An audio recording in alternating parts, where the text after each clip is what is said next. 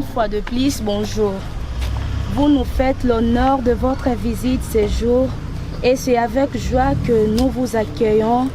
Vous avez bâti la fondation Esther Fayoulou et vous ouvrez inlassablement pour venir en aide aux plus nécessiteux. Il est étudiant de psychologie à l'université, étudiant aussi de médecine à l'université.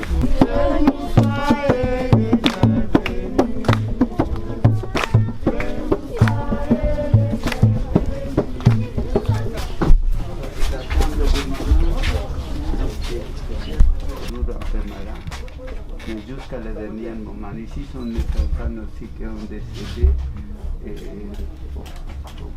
Et je vis ici maintenant. Il est toujours là, le grand garçon là qui a grandi avec les grands. Si, il y a quantité même. Ici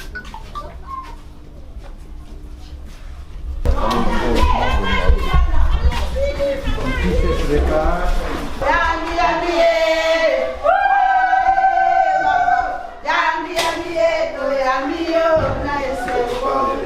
C'est la vie de la cassette.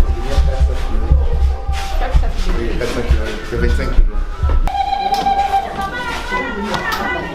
Purifier c'est bien des sources, c'est purifier l'eau.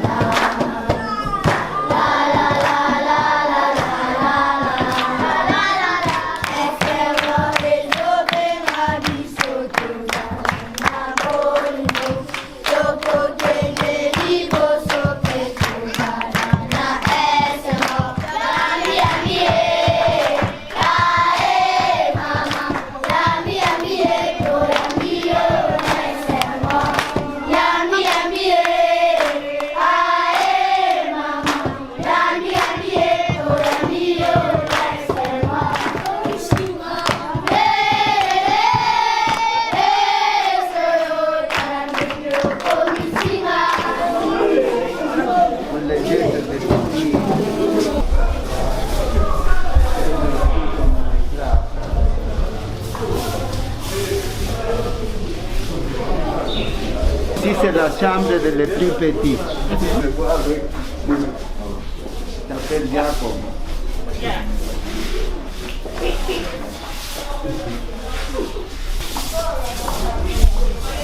sont des enfants fragiles. Beaucoup maintenant sont... Parce que notre situation passe ici. Regardez que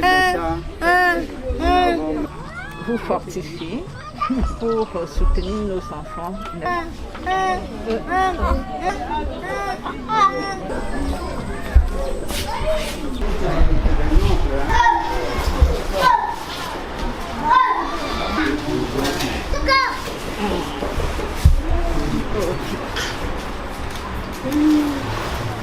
Tous les enfants sont comme ça. Vous êtes...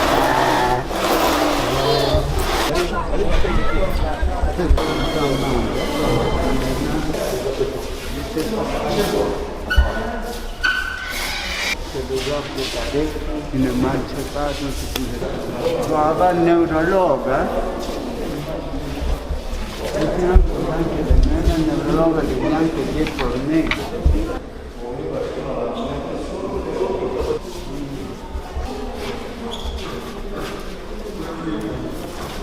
Des crises.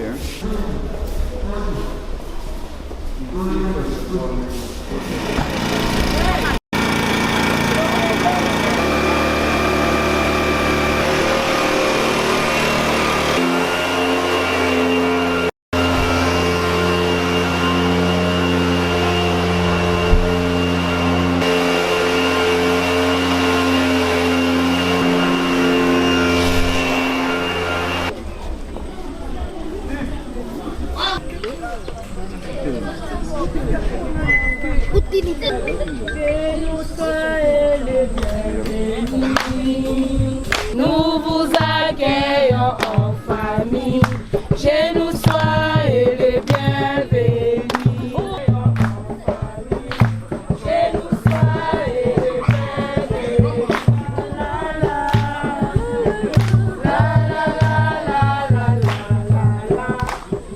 Aujourd'hui, la joie nous est immense.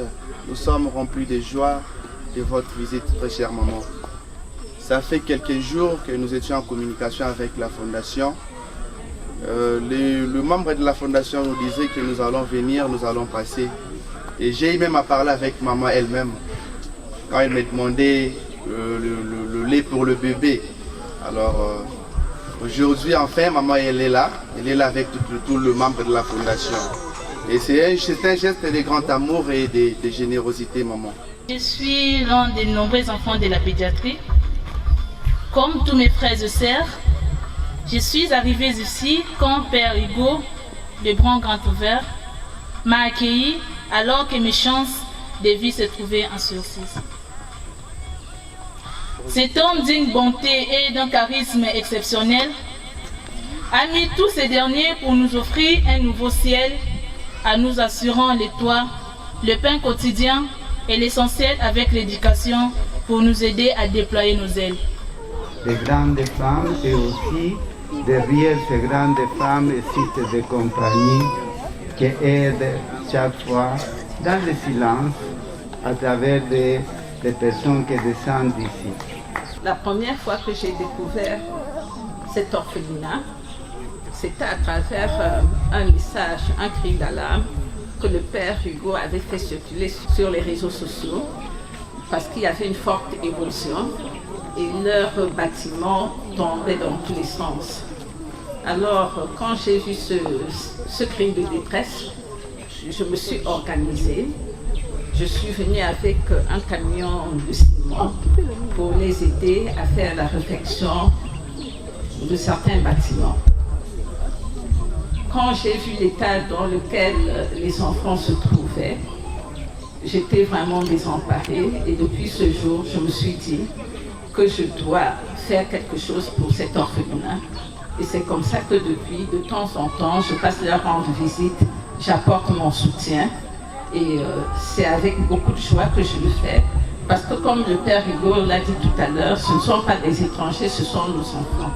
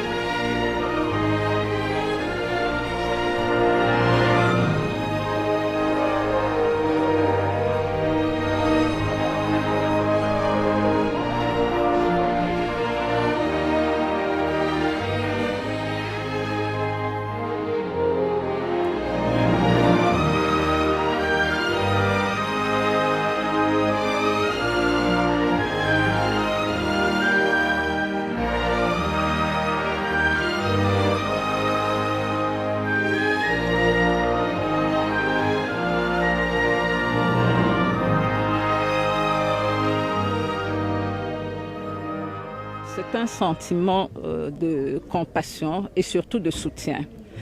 Comme vous l'avez dit, je ne le fais pas parce qu'il y a un but derrière. Je le fais tout simplement parce que j'ai beaucoup d'amour pour les enfants et les voir souffrir, ça me meurtrit. Bon, je vais vous rappeler tout simplement que ce n'est pas maintenant que j'ai commencé mes actions. Ça fait depuis des années que je suis dans l'action. Alors, quand on est dans l'action, ça demande un dévouement, des dépenses, l'amour. Si on n'a pas d'amour, on ne le fera pas. Donc, ma fondation profite des dons. Il y a des donateurs, il y a des membres d'honneur qui nous soutiennent. Et puis, il y a la cotisation des membres, beaucoup de sympathisants qui sont aussi sensibles à tous ces problèmes qui nous viennent en aide. J'ai amené des vivres pour les enfants, des laits parce qu'il y a beaucoup d'orphelins. Comme il y a une grande pandémie, la deuxième vague est beaucoup plus violente. J'ai apporté gel pour les mains et puis des lave-mains. Et j'ai mis sur place surtout une équipe qui va procéder à la désinfectation des bâtiments sur une longue durée. C'est tout simplement par amour pour mon prochain. Parce que quand j'ai commencé mes actions, ça remonte à très très longtemps. Mon mari n'avait pas en tête d'être candidat à président ou alors devenu le président élu. Donc les gens qui me suivent savent que j'ai organisé beaucoup de manifestations à Fadène pour récolter des fonds, pour soutenir les femmes violées à l'Est, pour soutenir les expulsés de Brazzaville, pour soutenir les prostituées. Et ça, c'était bien longtemps avant. Je n'ai pas attendu la position de mon mari pour le faire. Ça veut dire que je suis quelqu'un qui a de l'amour pour son prochain. Ça n'a pas un but politique, c'est tout simplement par amour pour ceux qui souffrent. Mon prochain cheval de bataille, c'est l'Est. J'ai déjà un orphelinat là-bas, dont je vais me concentrer non seulement sur mon orphelinat, mais il y a des enfants dont les parents sont morts à cause de la guerre. Je compte aussi m'occuper d'eux.